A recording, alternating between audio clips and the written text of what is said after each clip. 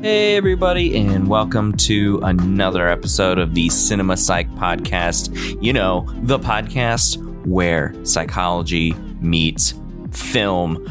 I am your host, Dr. Alex Swan. And you know what? I gotta tell you guys, I am having so much fun recording this podcast. Doing all of the post-production, talking to all the wonderful people that I've talked to already and plan to talk to. This episode is no different. But I do want to be a little bit frank because it has been a learning experience. I've been trying to put things together as best I can. Of course, there's always going to be hiccups along the way. First 3 episodes, I'm hoping were those hiccups and I've figured stuff out. I want to first apologize and also thank the people, apologize to and thank the people that listened to the first couple of main format episodes and then also my intro episode. It's really humbling, the amount of views and downloads and things. And of course, for those of you who I cajoled into listening, well, thank you as well. But anyways, I want to apologize and thank the people that listened to those episodes and dealt with some of the audio issues that went on in those episodes. The popcorn crackling. I think I figured out what the issue was. Combination computer resources and trying to modulate my voice as I'm recording. I think it just wasn't working. So, you know, what you're listening to now is post-production making my voice sound good as opposed to while being recorded. So I'm hoping that's going to be the case. In addition to those changes, I have decided to keep looking for the services for remote interviews. This podcast is pretty much made possible by all of the remote recording services that exist. Without those remote recording programs and services, you know, this podcast would probably be a little bit different. It'd probably be just me talking about films, and I'd be potentially bored with that. That's why I only did it for that one episode. But I think I may have found a good service that is potentially going to be the service from now on. It's been a bit of a slog trying to figure out what services I could use for, you know, minimal cost or for free. So I'm hoping that moving forward in episodes from now on are going to be sounding better because I you know, podcasts are all about the audio, and if the audio doesn't sound good, then the listeners aren't going to listen anymore because they're just going to be like, oh, it's another Cinema Psych podcast, and it's going to crackle, crackle, crackle in my ear. I don't want that, and so I'm trying my best to make sure that that's not the experience that I leave everyone with. Alrighty. Now that I got that said, I mean, I've been trying to get that handled, and I did want to say something in this episode. I know these episodes aren't serialized, but I did want to say something to you all. So now that I've got that out of the way, I would love to say, if you like what you just heard, maybe give us a follow on social media. Facebook, Sin Sci Pod, and Twitter, Sin Sci Pod. Both of those sins with a C, not an S. So CINPSYPOD for both Facebook and Twitter. Give us a like and a follow on those, and you'll know exactly when episodes go live. The episodes link to the main website, pod.swanpsych.com, where the show notes and the transcription are available, including for this show. You can find them there. You can listen directly there. You can subscribe to the podcast through your favorite podcast feeder, Apple Podcasts, Google Podcasts, Spotify, Stitcher, all them big ones. We got it all. Looking forward to it. So without further ado, I said I was going to stop saying that, but you know what? I just said it. Without further ado, I said it again. We are going to get this show started. And you might notice something different about the audio bumper today. I'll let the bumper speak for itself. My guest host today is the one, the only, Jason Spiegelman. Jason is an associate professor of psychology at the Community College of Baltimore County, where he has been since 2003. He also taught at Towson University, the University of Maryland, and Stevenson University, and currently teaches as an adjunct at Hartford Community College. Jason is the chair of the teaching division for the Eastern Psychological Association's annual conference and is on the board of directors of the Association of Faculties for the Advancement of Community College Teaching, and is a regular presenter at regional and national teaching of psychology conferences. Jason lives in Pikesville, Maryland, with his wife Mitzi and their 3 sons, Matthew, Eli, and Jonah. Jason, go ahead and say hi to everyone.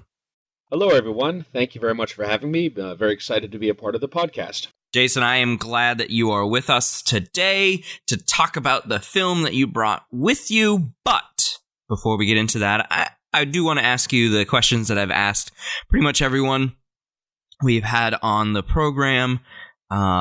First things first, why do you love film? What I really enjoy about film is probably not so much different than anybody else. The ability to really look at circumstances outside of reality and to be able to ponder situations that you're not going to come across in everyday life. And in the classroom, what that allows me to do is give students sort of an analog to life where they can look at the experiences that we're talking about, the theories of psychology, and look for applications in a way that I don't really feel comfortable as their teacher sending them out into the world to actually, observe other people. So film provides that opportunity in my private life as well as in my professional life. Excellent. That kind of goes into the next question I have is, why do you combine film and psych in your teaching? And you kind of asked that. But so in addition to that question, then, if you could tell us how you incorporate film in your classes, not just the why, which I think you just answered, but the how. Sure. Well, there's a number of different ways I do it. I'm a big fan of YouTube. Of course, everybody's a big fan of YouTube who teaches. And so I sort of keep a mental catalog of, different movie scenes or television scenes or whatever that I think are going to really neatly demonstrate concepts. And, I can pull them up before the class starts and have them queued up and ready to go.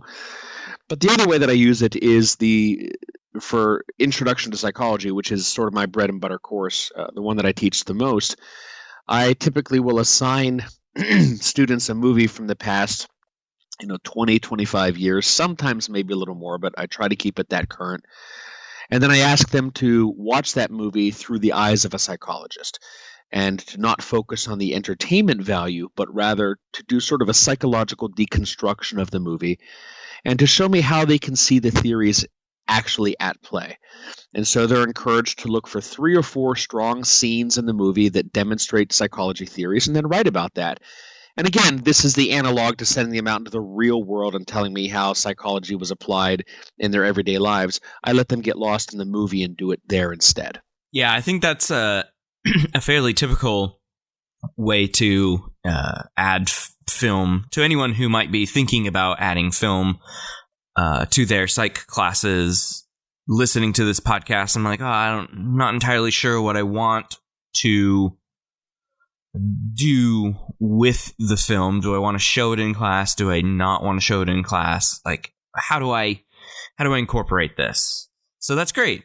My next question for you is, what do you want your students and potentially other film enthusiasts to know about film and psych? I think it's really simple. There is not a movie that has been made yet that cannot be absolutely torn apart for its psychology. It is pretty much everywhere. Now, I won't go too far into say in every scene and every character, but if one were to make that assertion, I don't think that I would take them down for it. It really gives you an opportunity to look at film through just a totally different lens. And the interesting thing is to see students apply theories in ways that I would not have thought about. And that's probably my favorite part of reading these papers, that so often students will come up and they'll say, I applied this theory in this kind of way, and I'll be reading that and I'll kind of talk to myself using four-letter language and I'll say, I can't believe I never thought of that. That is absolutely brilliant. And so it provides such a kind of robust opportunity for students to think creatively within the auspices of the course material, that it's such a great medium that's why it works so effectively. One other thing that I would probably mention is that the worse the movie you assign, the better the papers you're going to get. And I often put a couple of movies on my list for students that are absolutely horrible movies that probably should never have been made. And when I assign that movie, I'll tell them, I'm really sorry to assign you this, but trust me, you're going to write a great paper because this is an awful movie and you're not going to get lost in the entertainment value because there isn't any. And sure enough, every time I assign those really bad movies, I get the best papers from them. Oh, man, I need to figure out how to work The Room into one of my classes, because that is an awful movie. It's probably the most awful movie. No, I'm gonna challenge you on that. It would be so much fun. I'm going to challenge you, okay? If you really want the worst movie to assign, just look no further than Nicolas Cage and Ghost Rider, because they just don't get worse than that movie. Yeah. And it's such a great, again, I'm going to use that word, it's such a great medium for the student to stop worrying about being entertained and just think about the psychology. And I assign it, and like I said, they're not entertained. That's the problem. Well, that's the benefit for them, at least in that moment. So they sometimes write really interesting papers from a horrible movie like that. Yeah, I can imagine. Speaking of, any good stories about film, psych, etc. from one of your classes? This probably goes back at least a decade, at least 10 years ago, at a school where I don't teach currently. I always tell the students that they have the freedom in my class within this assignment to write the paper any way they want. They can be creative. In fact, I encourage them to be creative because I want them to have fun with it. And they can write they can write the paper from the perspective of a psychotherapist who's seeing one of the clients. They could be a lawyer who's prosecuting one of the characters. They could really do anything they want with it. And they get extra points for being creative. I had one student years ago who was assigned the movie My Blue Heaven with Rick Moranis and Steve Martin. This student was an amateur recording expert in his spare time. He had a studio set up in his basement with some, I guess, pretty expensive equipment.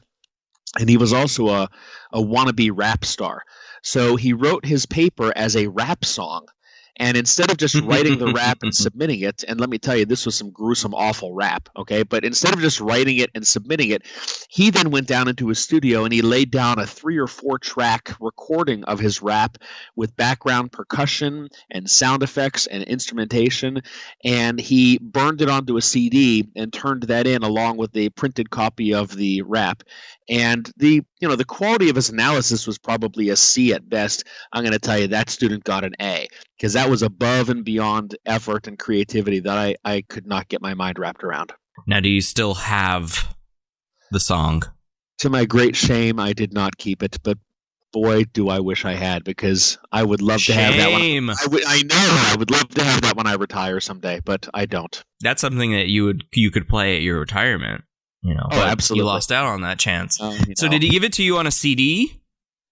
Yep, I'm that old. He actually burned it onto a CD and submitted the CD along with, like I said, a hard copy of the rap that he printed on his computer. No wonder you lost it, because it was on a CD. That's exactly right. These days, he would have submitted it to my Google Drive, and it would be there forever. Exactly. Exactly. All right, Jason, what film do you have for us today? And before you say it,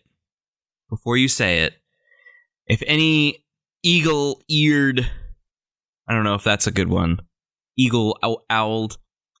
owl-eared Start again. listeners out there could tell, I used a different bumper sound effect. And it should tell you which film is next. Jason, take it away. So I really wanted to come up with a film that challenges the viewer, one that doesn't make it easy to access the material in just one viewing or two viewings, and one whose relevance to psychology is pretty clear. I like films that make you work for it. I don't like a film that just hands it to you on a platter. So based on those criteria, the film that I've chosen for us to discuss is Inception, directed by Christopher Nolan. Blom. That's my sound effect. That was not a bumper. So, yes, Inception, with several famous people who would appear 2 years later in The Dark Knight Rises. We will get into that in a little while. But before we get into any content, I want to give a broad spoiler warning to anyone listening who, just in case, hasn't seen the movie. Pause the podcast episode. Pause it. Just pause it. Go watch Inception, and then come on back. Okay? I guarantee you will thank us. All right, so let's jump into the psych aspects, shall we, Jason? Sure. So I think the first one that we should jump into is the psych concept that is smacking you directly in the face as you watch the film, which is dreams. That's what the movie is about, is dreams. And we know a lot about dreams in that we don't know a lot about dreams. We know what we don't know about dreams, I think, is a good way to put it. The way that dreams are presented in the movie are quite a bit different from what we know about actual dreams. So, what do we dream about most of the time, Jason? Well, the research tells us that there are some very common themes for both men and women. The most common dream theme is the idea of being chased or being pursued.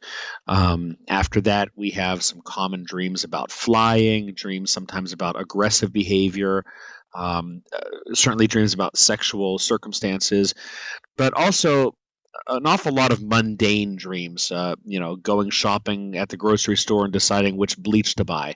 Many of our dreams have, a whole lot of nothing in them. And that is fascinating when you think about all the mythology out there about dreams. Everybody thinks that we always dream about sex every night, every time. We always dream about shooting somebody in the face with a bazooka. And as it turns out, that's really not the case more often than people would think. Yeah, fantastical dreams, as represented in the film, are more rare than what people think and would think if they were to read, like you said, all of the mythology, right?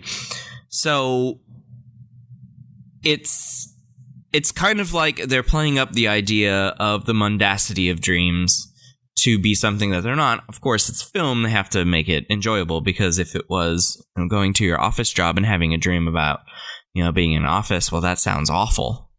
I would not watch that movie. I don't think I'd buy a ticket to watch a dream about sharpening pencils, but maybe, but probably not. So that's one aspect of the film, I think, right off the bat that we can dispel. The idea that the dreams that are represented in the film are a bit more fantastical than one might actually experience. But there are a couple of features of the film that I do want to highlight. And the first one is lucid dreaming.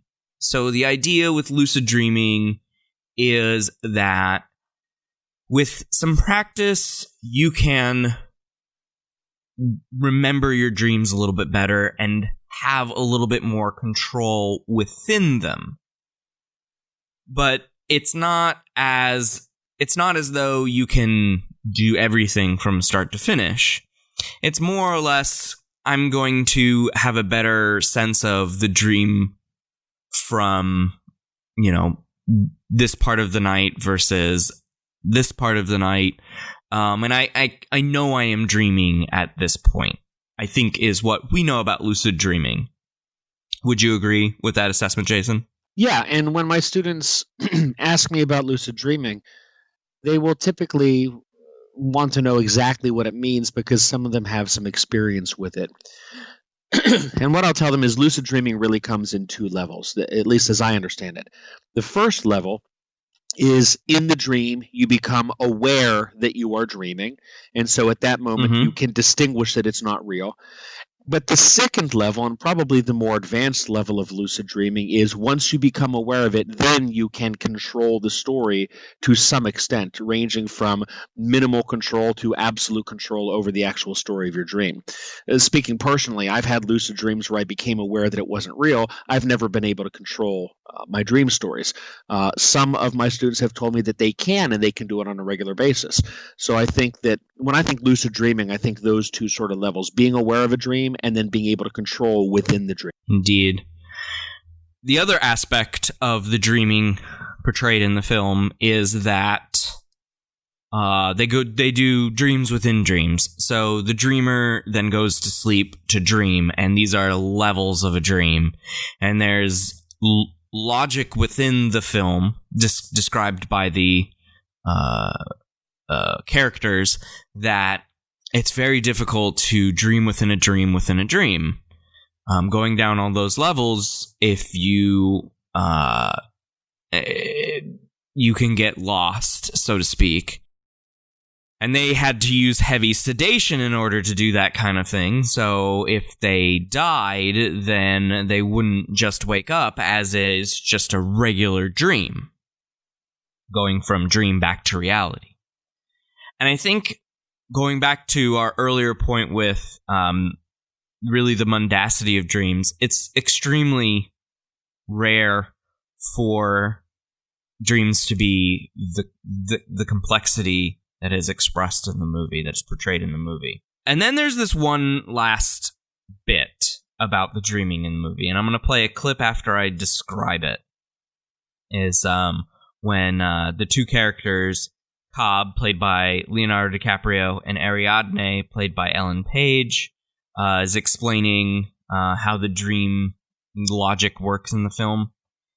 And you get a sense that they are sharing a dream.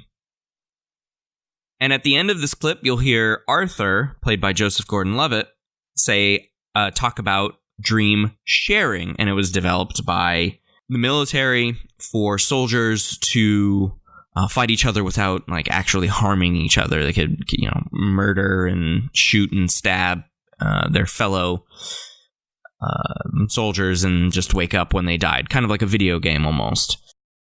And I looked this up because I was like, well, okay, he said the military, so I'm going to go look it up anyways because I think it's important to know if this is actually real.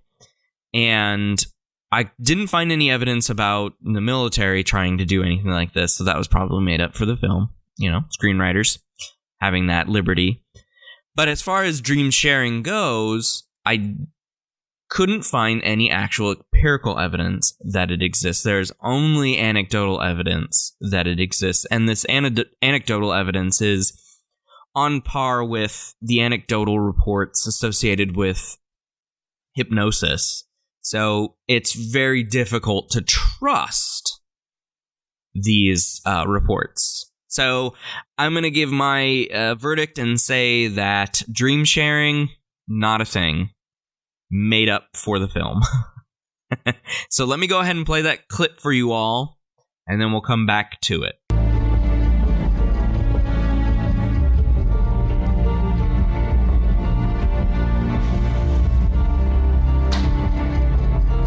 They say we only use a fraction of our brain's true potential. Now, that's when we're awake. When we're asleep, our mind can do almost anything. Such as? Now, imagine you're designing a building, right? You consciously create each aspect. But sometimes it feels like it's almost creating itself, if you know what I mean. Yeah, like I'm discovering it. Genuine inspiration, right? Mm-hmm. Now, in a dream, our mind continuously does this. We create and perceive our world simultaneously, and our mind does this so well that we don't even know what's happening. That allows us to get right in the middle of that process. How? By taking over the creating part. Now, this is where I need you. You create the world of the dream. We bring the subject into that dream, and they fill it with their subconscious. How could I ever acquire enough detail to make them think that it's reality? Well, dreams, they feel real while we're in them, right? It's only when we wake up that we realize something was actually strange. Let me ask you a question. You never really remember the beginning of a dream, do you? You always wind up right in the middle of what's going on. I guess, yeah. So how did we end up here? Well, we just came from the, Think about it, Ariadne. How did you get here? Where are you right now? We're dreaming? You're actually in the middle of the workshop right now, sleeping. This is your first lesson in shared dreaming. Stay calm.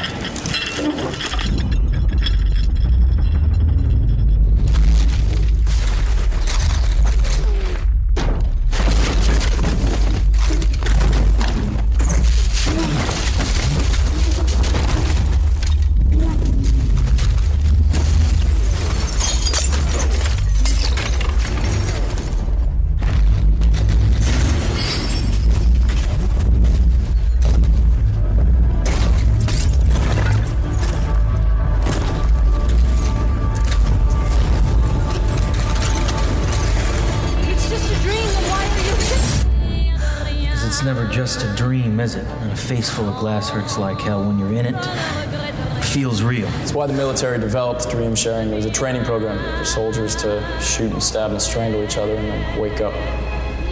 How did architects become involved? Someone had to design the dreams, right? Why don't you give us another 5 minutes? 5 minutes? What? We were talking for like at least an hour. In a dream, your mind functions more quickly, therefore, time seems to feel more slow. 5 minutes in the real world gives you an hour in the dream. Why don't you see what you can get up to in 5 minutes?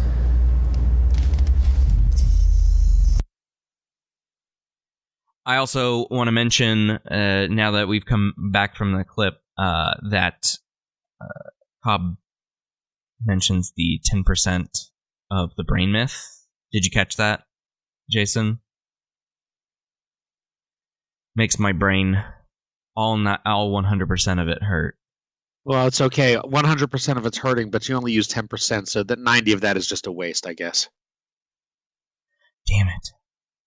Yeah, at least we're not talking Jason, about the movie Lucy, which took the 10% myth and just ran with it. Oh my goodness. Okay, don't get me started on that one. We're not here to talk about Lucy. So you had a general point, Jason, about how this relates to filmmaking. You want to explain that to the listeners? Sure. But I also want to point out at the beginning here, a lot of these things that we're talking about today, I don't want to represent them as my own analyses. Some of them, were my own brain children, but did a lot of reading about what other people had to say about the movie. So I just want to put out there that these are analyses that many have come up with and various sources for these particular points. And many, including the director, Christopher Nolan, have suggested that the movie itself is just an analog for actual dreams, but that the dreams in the movie represent the experience of going to a movie. So in the movie, they have their dreams, and then we all go see the movie to see this happen. What's the point here? You go to a movie theater, And the moment the lights go down and the movie begins, we suspend reality. We accept what's happening with very little question, and we become led by the director and the actors. We start in the middle of some story. We do not think to question how we got there. And only later, when we think about the movie and perhaps watch it again, might we start to question the things that we saw. And that's exactly what Dom tells us, Leonardo DiCaprio's character tells us a dream is like. It's only when we wake up that we realize that something in the dream was incorrect. And in the clip that we just listened to, he tells us how we can never really remember how the beginning of the dream started. We just end up somewhere in it, and we just accept that as reality.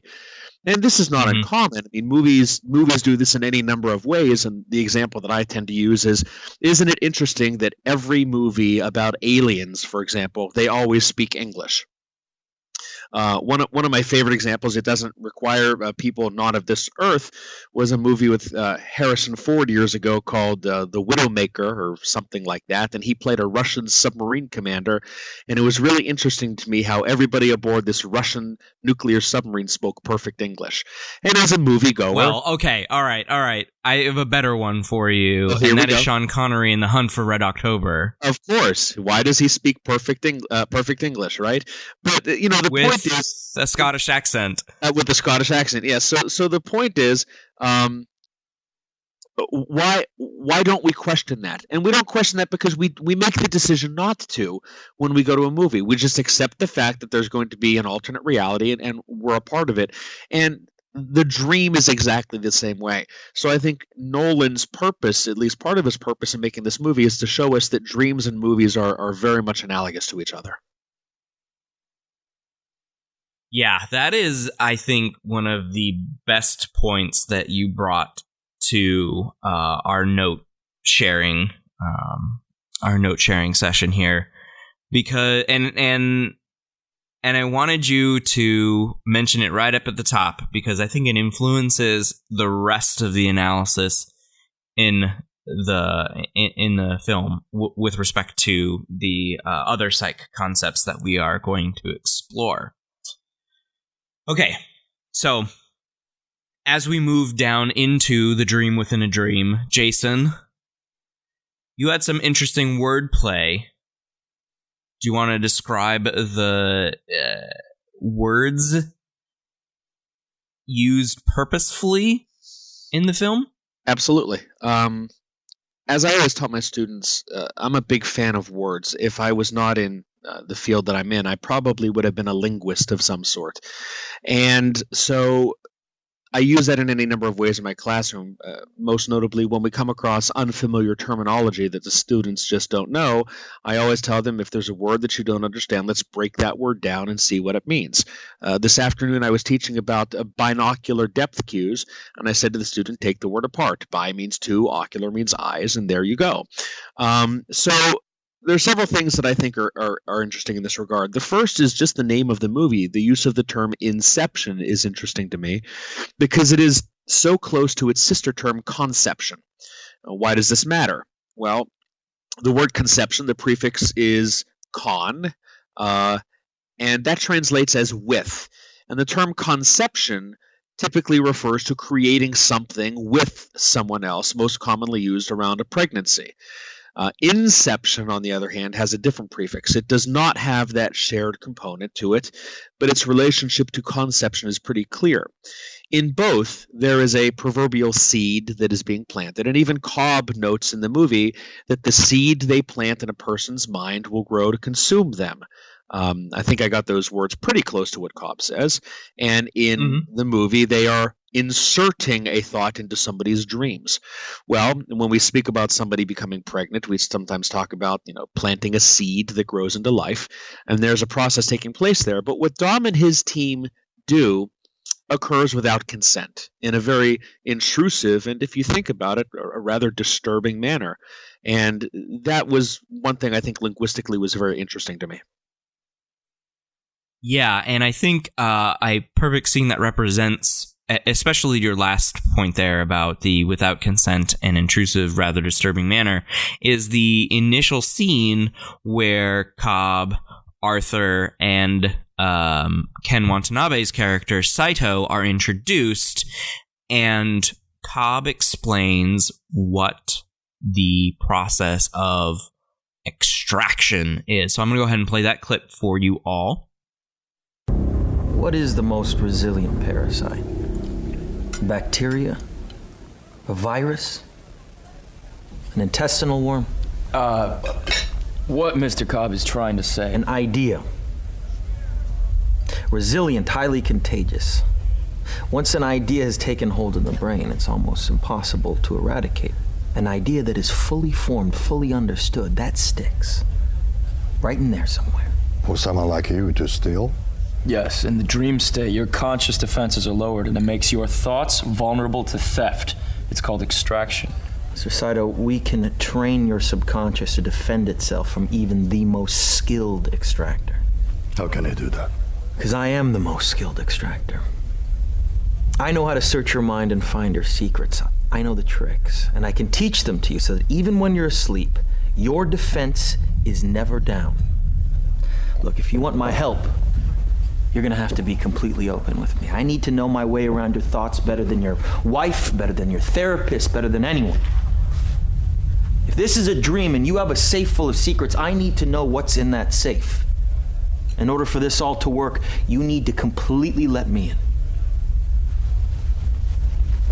Enjoy your evening, gentlemen. As I consider your proposal.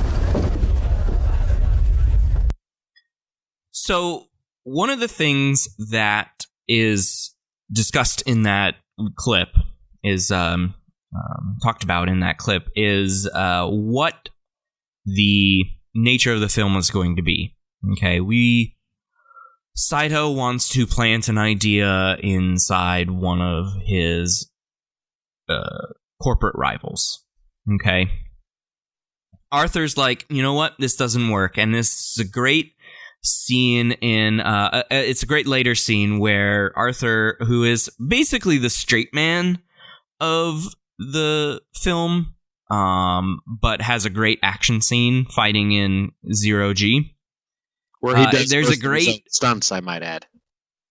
Yes, he does, and he did them great. It looks fantastic. Really does. But there's a great mention of Dan Wegner's work on the ironic processing effect. He asks Saito, hey, if I say to you, don't think of a white elephant, all you're going to think about is a white elephant. And so that's ironic processing at its heart.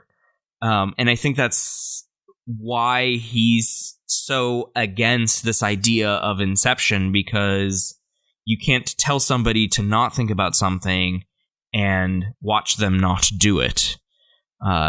So this can also come back to a thing that I talk about in memory, in my cognitive psych classes, is that this might reflect source monitoring errors, and we have an idea, and we're like, where did I come up with that idea?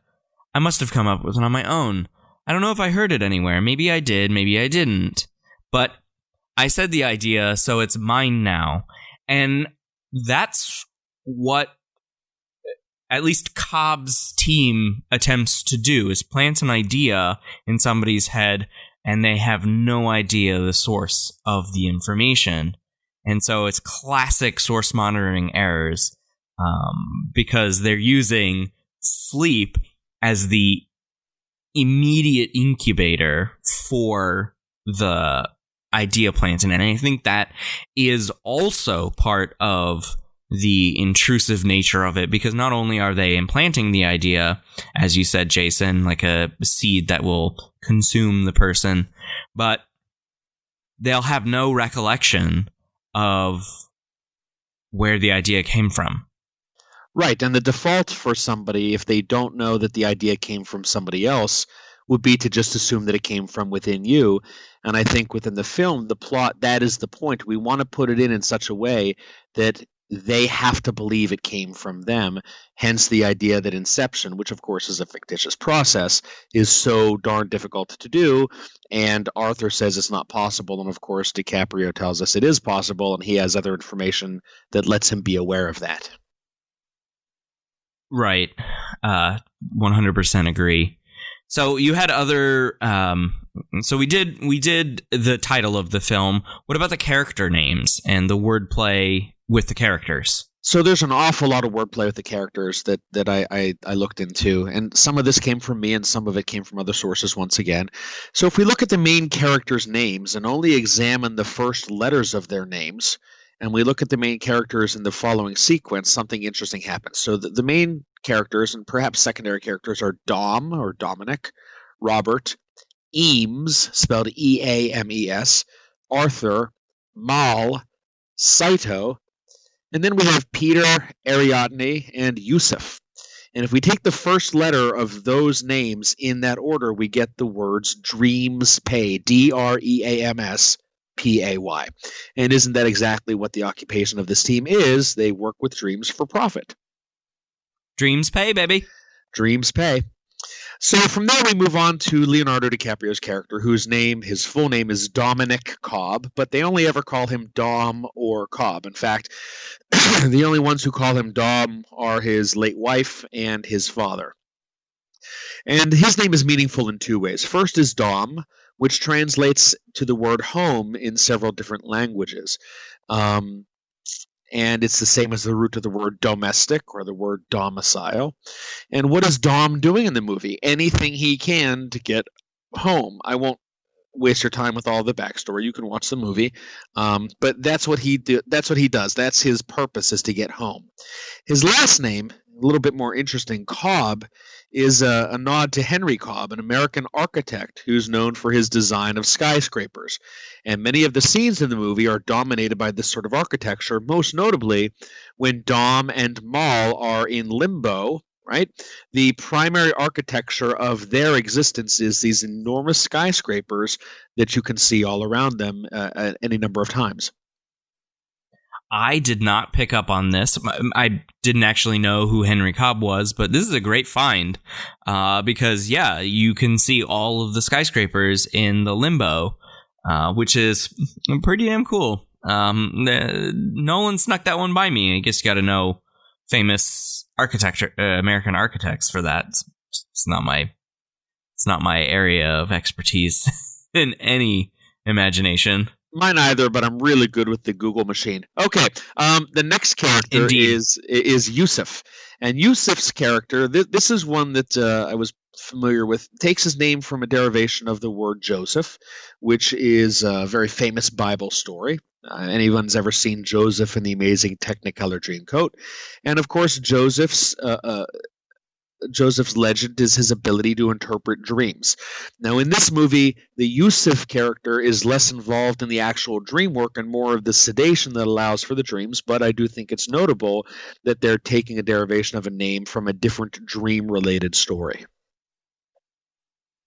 Yeah, that's pretty good. I mean, he's more of a minor character anyways, so I'm not surprised they didn't explore that more. Tom Hardy's character is named Eames, again spelled Eames, and with a little derivation. It's just not a coincidence to me that if we take the word dreams and strategically add a space, we would have Dr. Eames. Now, we're not given any backstory about this Eames character, but he's certainly a master expert of the manipulation of dreams, a doctor of sorts, right? So is he Dr. Eames, meaning dreams, and I think that's kind of interesting as well.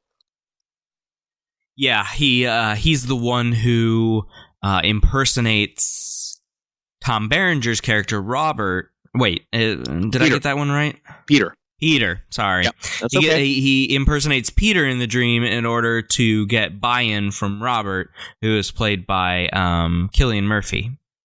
I just think it's interesting that they have a movie about dreams and one of the characters' names was Eames. Personally, I think they kind of dropped the ball on that one. It would have been better to go in a different direction, but that's, he's the director and I'm no one. Okay, now the one that I think They had to smack you in the face. They had to smack you in the face on a couple of things. Well, they do that. Very briefly, the character Mal, who is Dom's late wife, it's interesting because this word mal, M-A-L, means bad in many languages, Spanish as an example, and we are set to see her as the villain. And we're set to see her as a villain from a very early scene. You may remember in the very first scene, she betrays Dom and she shoots Arthur in the kneecap, which, by the way, was a really cool scene. And throughout the movie, she is a projection of his subconscious that tends to screw everything up. So we are led down the road of hating her, right? She is a bad person. But why is that? Isn't she, in fact, the biggest victim in the movie?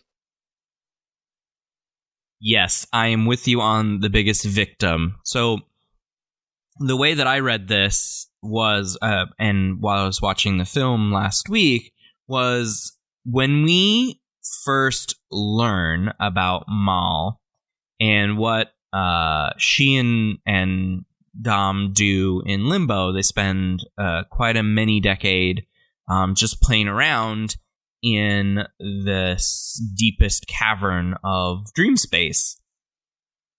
But very little time has passed in the real world. And when Dom first tells the story of what led to Mal's death, he explains that she planted an idea in her own mind that the real world wasn't real, and she locked it away. But then later in the film, like maybe a good hour, maybe about 45 minutes or so, we find out that Cobb is actually kind of lying about that. And he reveals this truth to Ariadne when kind of stuff has hit the fan. And he says, well, I kind of planted the idea that the real world wasn't real. And Ariadne just looks at him in horror. And is just like, what did you do? And so that means that Mal is 100% the victim. Okay? And she is probably responding. We're going to get in a little more into this in a minute, but she is probably responding as Dom's conscience. Because he wronged her deeply. No, I think that's absolutely accurate. And the question, as you mentioned, we're going to get into it shortly, is why do we empathize so strongly with Dom? But let's put that on hold for just a moment. While we're talking about names, there's one more. To me, the most fascinating name is that of Ellen Page's character Ariadne. Now, it's pretty easy to recognize that character from Greek mythology, if you've studied it at all, as the princess from Crete who knew the labyrinth of the underworld, in Hades' underworld, and the labyrinth of the Minotaur. And Ariadne is the one who guided Theseus through that labyrinth and saved him from the Minotaur in at least one of the many different versions of the story. But I think there's more there, much more. Ariadne's, the Greek name, the Roman counterpart in some versions, is called Libera or Libera, depending on the pronunciation. And that, of course, is the root of the word liberate. And what does Ariadne do in the movie? She is the essential character to freeing or liberating Dom from the influence of Mal in his subconscious. And it's only after he has that sort of confessional moment where, as you say, he absolutely horrified Ariadne with what he had done, that she starts to understand the true nature of his labyrinth, right? Of what's going on deep down inside of him. And then she becomes essential to his ability to get freed from that. And there's sort of an interesting role reversal that happens at different points in the movie. Early in the movie, when Dom and Ariadne are first introduced and he's testing her, he asks her to draw mazes in just a couple of moments that he would not be able to solve, and she can't do it. And then he challenges her a little more, and she snatches the book out of his hand and creates this beautiful maze that he can't solve. And then he, kicks it up a notch, as Emerald would say, and he teaches her how to create labyrinths within dreams, as she is the architect of the dreams. So at first, she's creating the labyrinth, right? And then he asks her to do it on the higher level, and then he hires her. And then later she becomes responsible for leading him through that labyrinth that she creates, and later out of the labyrinth that he made many years ago. So that character and the relationship to some mythological stories, I think, is absolutely fascinating. Yeah, I did not catch Ariadne as a Greek character. I will be the first to admit that that one went by me on as well. So, oh well. But she is a great character. She's a great character, and she plays the moral compass for a good portion of the characters, but mostly Dom, as you mentioned, right? And so that leads me into the bit that you wanted to put on hold for just a second, and that is, why should we root for Dom if he's such a jerk? I mean, he immediately became a jerk to Ariadne. He's like, nah, I solved your maze. I'm going to stop talking to you if you can't fix this. You know, why do we care about him? Well, I mean, this is the idea of moral relativism that you and I discussed when we were kind of sharing notes ahead of time.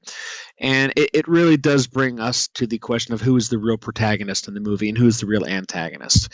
I mentioned earlier that Mal is set up for us to be the antagonist, and do we just accept that because that's what the director wants us to accept? And I think the answer is yes. And again, it's not until later that we go back and think about it that we realize that there's something wrong there. We're drawn to feel empathy and even sympathy for Dom, but let's not forget that he's basically a thief who's now going to violate a person all for money and for his own interests. And so then the real question is, why do we feel sorry for him? Why do we cheer for him to get home? We're led to believe that he didn't really kill Mal, and he may not have pushed her off the ledge, but he was directly responsible for her death.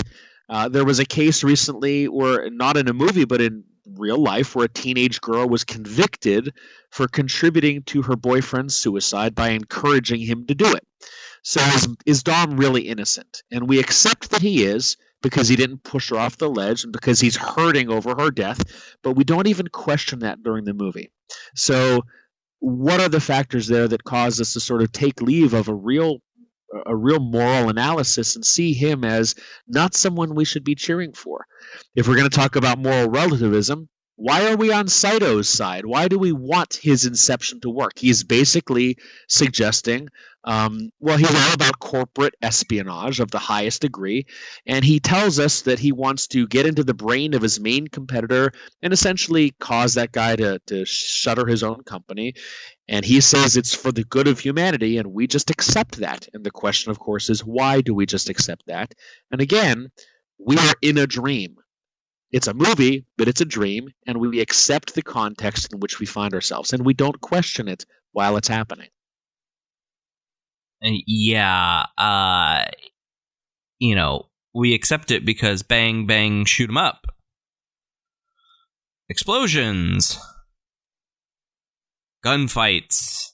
Good-looking Leonardo DiCaprio. We accept it because he's attractive. He distracts you, and you're like, I will do anything for you. I apologize. I don't know why I'm apologizing to Leo, but I apologize. I think you're going to hurt his feelings. I know. I'm sure he'll be fine with all swimming in all of his money. Okay, so there's a white elephant in the room that I mentioned earlier. Ha ha ha. See what I did? See what I do there? I connect things from earlier in the episode. There's a white elephant in this room. Wow. He's got a name. Wow. Are you going to mention the name, or am I going to mention the name? Well, I'll let you mention the name so people can get mad at you. Well, they all know the name. I just call him the F word. Indeed. So we're going to talk about Freud, and we have to talk about Freud because if we don't talk about Freud, we're pretty much not doing our job here. But let's just acknowledge from the beginning that if we talk about Freud, some of your listeners are going to roll their eyes so hard that they're going to need a chiropractor, and that's just the way it is. And I get that, and I would just say the same thing before we get into it that I tell every one of my students. I'm not telling you whether I believe Freud. I'm not telling you whether I hate Freud. I'm going to present it to you and let you make up your own mind. But there is literally so much Freud in the film that if we were to go through this entire conversation, not mention it, we would not be doing our jobs.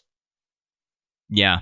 This is gonna be one of the things in a movie about dreams, because Freud is so well known by non-psychological scientists. I mean, he is entranced. His work has entranced the lay public regarding psychopathology, psychotherapy, and most notably, the subconscious mind, right? And his id, ego, and superego. And I think you had a couple of points about who is who in and that. And so I'll let you mention that in just a second. But, I mean, it's throughout the movie, and you have to accept that Christopher Nolan knew about that when he was in the process of writing this film. So it's not surprising that the guy who wrote a book about dreams at the turn of the 20th century. So there's literally so much stuff in the film. Like, it's hard to pinpoint exact things. I mentioned that I think that Mal is Dom's subconscious conscience. Like, you did this bad thing, and I'm going to try to mess your stuff up because you really need a reality check, sir. There's a bit of a pun for you. But there are certain notes and lines throughout the film that just draw directly from Freudian theory. So the idea that the third level of the dream heist is 100% emotion driven. Like, it's ruled by emotion. There's no logic. This is when they're at the snow chalet castle Japanese building. Is ruled in 100% by emotion, and so that's the only way you can get through to Robert in this case, is by his emotions, not appealing to his sense of logic. And then even further down in the dream space is limbo, which is unstructured dream space. It's essentially limitless subconscious, and that was Freud's idea of what the subconscious could actually be. It's just vast, unused and untapped, I guess we'll say mind energy, right? Sure. And, there's other parts of it as well. There's some of that are rather humorous. I mean, when we talk about dream interpretation and, latent and manifest content of dreams, and again, folks, please stop rolling your eyes at me. It's not my theory. We always talk about fixed symbols. And then we have this movie where when they go into a dream, there's this gigantic train plowing its way through the street, knocking everything out of the way. And I'm sorry, you really just can't get over the fact that Nolan put a gigantic metal penis driving down the street of their dreamscape. And it's really kind of hysterical when you think about it in those terms. I mean, even the conversation with guns between Eames and Arthur, don't be afraid to dream a little big, darling. And he takes out a freaking grenade launcher, grow your penis. How about, so yeah, there's just literal stuff. But you also had ideas about, for the id, ego, and superego, which characters represent what in the film? I remember when we discussed it, I talked about Ariadne as the superego. She is the one who, who really is that trying to be that moral center. And as you mentioned, she's horrified by what Dom has done in the past, and she wants to be, good. She wants to be reasonable. But I think later on in the film, she may actually morph into a bit of ego again in Freudian theory, where she recognizes that in order to be moral, they're going to have to be immoral for a little while. And she's sort of balancing that id superego problem, especially when they're sort of stuck in, I think it was the second level of the dream, where she said, we're going to have to go deeper in order to be able to come back up. So her character really undergoes some pretty interesting transitions a la this theory, if you buy any of this. And if you don't, well, Right. that's okay too. She still did a great job acting.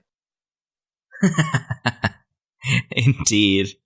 So, I mean, we could have spent the entire episode talking about Freud. I think most people would have turned the episode off at that point, or maybe you're a Freud fan. I don't know. I think you can kind of tell where we're sitting on this one. But to kind of round out the philosophical punch of the film, which is also essentially a psychological question. I think it's both philosophical and psychological, about what is real. Jason, what were your thoughts about that really difficult question? Well, I mean, smarter people than I have pondered that for many millennia, so I don't pretend to be able to do it justice. But the question of what is real is really, see what I did there, where we could spend the entire talk if we had wanted to. And in this regard, Inception is really, in my opinion, on some levels, a multi-layered nod to the Wachowski siblings' Matrix movies. Particularly the first Matrix movie. Remember, in that in that movie, as within this one, in order to get into the reality place, in order to get into the altered reality place, they have to get jacked in. In the Matrix, they get stabbed in the back of the neck, which to this day is one of the coolest things I've ever seen in a movie, right? And in Inception, they get jacked in through IV sedatives using some machine that they never really explained to us how it works. And in both cases, they have to sleep in order to wake up. In fact, in Inception, in the caverns of Yusuf's labs, the elder gentleman suggests that they go to sleep in order to wake up, in those words or some words like that. Again, looking at both movies, in both cases, there are rather involved narratives at one point or another about what is real. You'll remember the Morpheus character. How do we know what's real? What do we accept as real? Remember the Matrix line about there is no spoon, which to this day I still don't know what that was supposed to mean, but it's a question of It's code. Reality. I know it's code, but it's code for what? And I don't care. In both movies, right, once a person has experienced the altered reality, they cannot continue to exist separate from it. In The Matrix, there's a line about freeing a person after a certain age. They say we never free somebody after a certain age because the mind cannot accept it. And in Inception, Cobb speaks about how Ariadne will come back to their laboratory even after she leaves in anger because the real world just won't be enough for her now. And therein we have the similarity. You mentioned earlier Christopher Nolan and Tom Hardy collaborated later in The Dark Knight Rises, where Hardy plays the Bane character. And there were very salient themes of challenging reality. Bane's character, Gotham's Reckoning. Yeah, don't ever do that again. Bane's character challenges the people of Gotham to question the lives that they've been living, and of course he has his horrible criminal motives, but there it is. So we see this across many different movies, and I think that it is a theme so often because it is so fascinating. If we move from there to some specific psychology, and we sort of connect them. Didn't Aaron Beck and Albert Ellis give us entire systems of psychotherapy based on the notion that what happens to us is less important than what we think about what happens to us?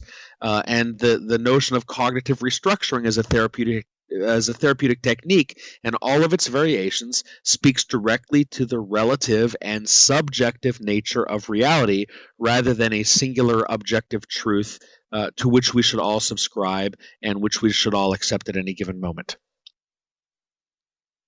That is very fantastic, I will say, because it's not my area of expertise.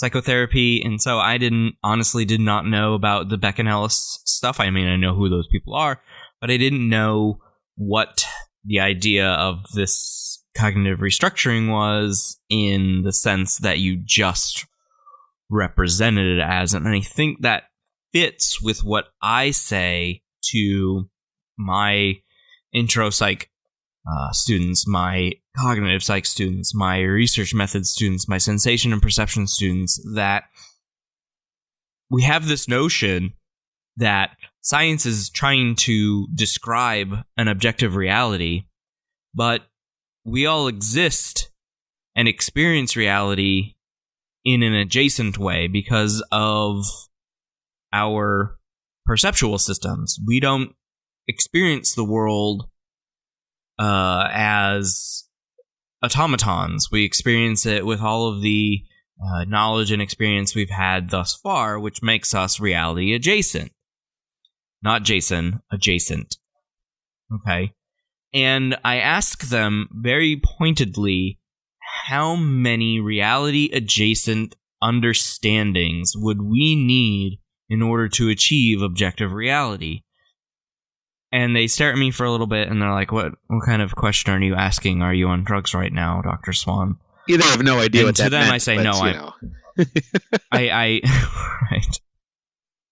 And I say, think about it for a second. How many would you need to get that objective reality? And it dawns on them, and they're like, oh yeah, you know what? Infinite. I'm like, yeah, it would take an infinite amount of subjective realities to reach the objective reality. And that's, essentially what we're trying to do as scientists.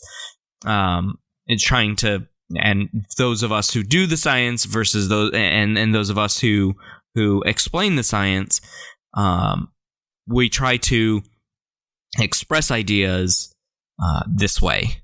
And I think that's a great comment.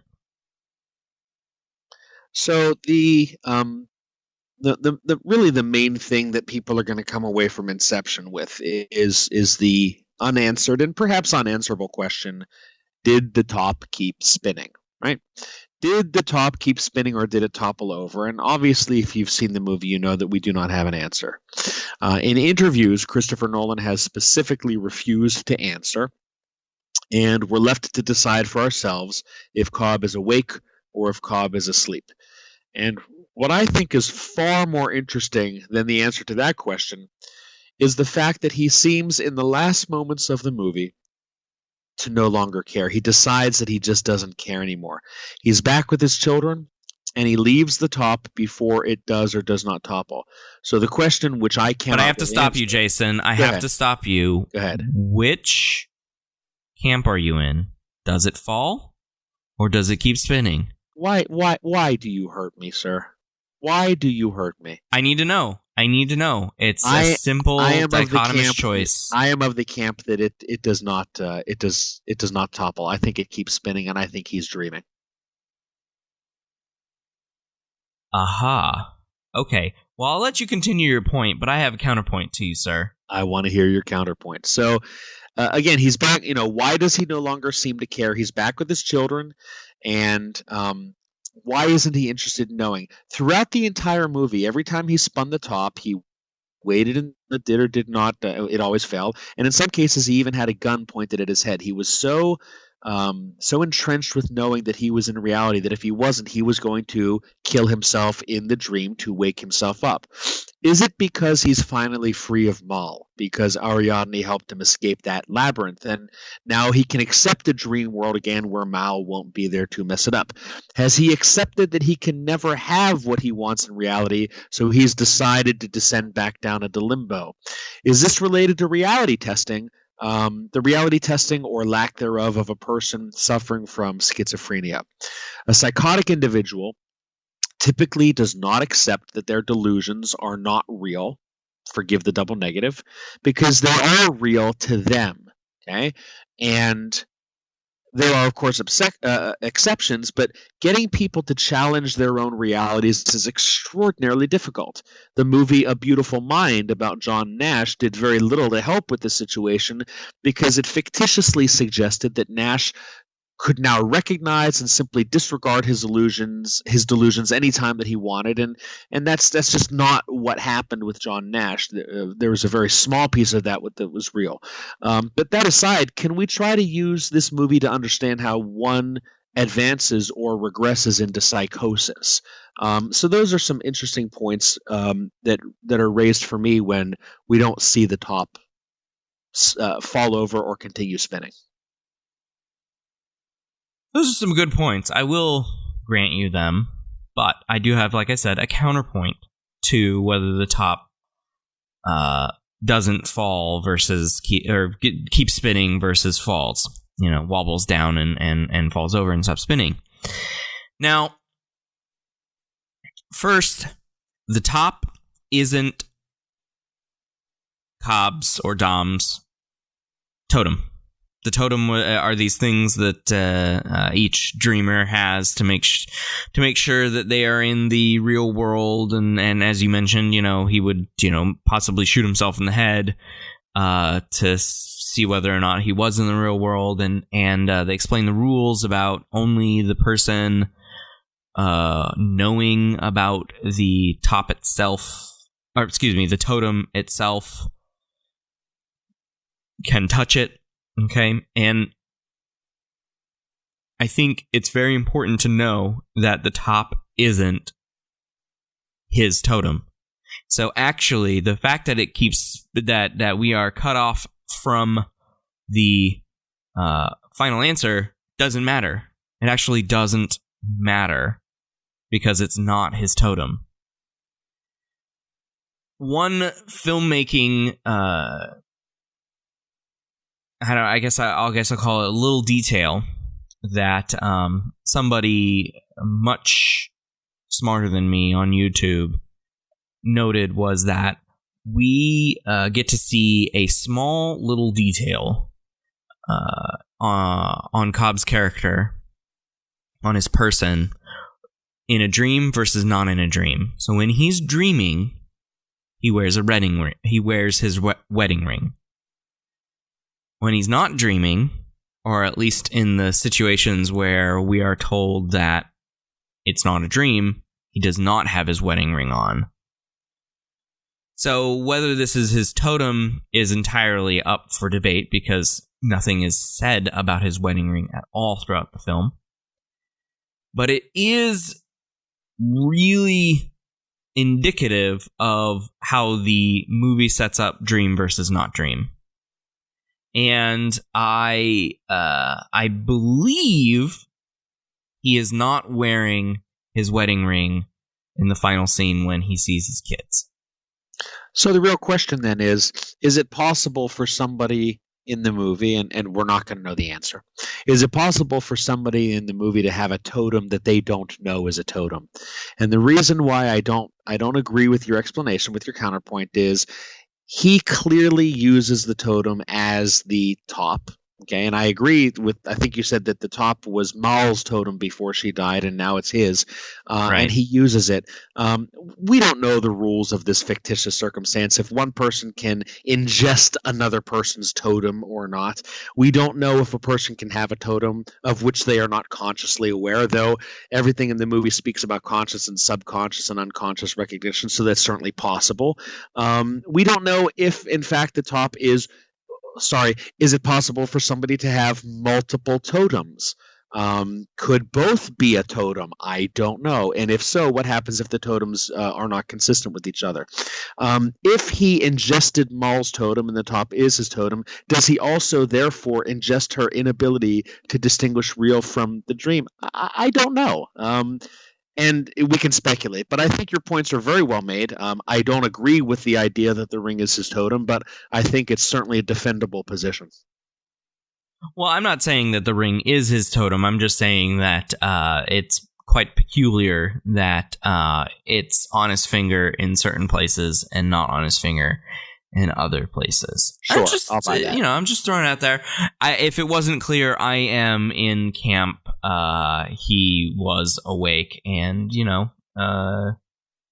just gonna live his life. One last heist. Those one last heist movies where the bad guy is gonna get out and be clean and, live for his kids legit. or something like that. Yeah, go legit. Exactly. So, again, like you said, Christopher Nolan plays coy when he's asked this question. I mean, it's been almost 10 years since the film came out. So, he's been asked several times, and each time he's like, I don't know. And you're like, yeah, you do. And he's like, I do, but I'm not going to tell you. And in that way, he's very much like Quentin Tarantino, who is a genius. And Tarantino is always asked about his remake of the movie Inglourious Bastards. And they say to him, why did you misspell the word bastards? And he says, well, I could tell you, but I'm not going to. It's more fun if you figure out for yourself. And of course, what he's really saying is, even if you think you figured it out, I'll never tell you if it's right. So I'm gonna be a little bit of a tool bag about it, but that's fun for me. Yeah, I think it's comes with the territory of filmmaking, I suppose. A true auteur gets to have their secrets. Exactly. Yeah. Any other interesting tidbits that you saw in the film? A few of them. One of them that I think is kind of just amusing is the idea of the kick, right? Where if they take a person in a dream state and they disrupt their balance, the person will wake up. And if you remember the scene when Arthur is leaning back in his chair and Ariadne asks what a kick is, and then Eames just kicks his chair out for a little bit, and then you see Arthur jump. It occurred to me that the kick is basically a myoclonic jerk. Sort of. I mean, myoclonic jerks happen when we're falling asleep, not when we're waking up, at least that I'm aware of.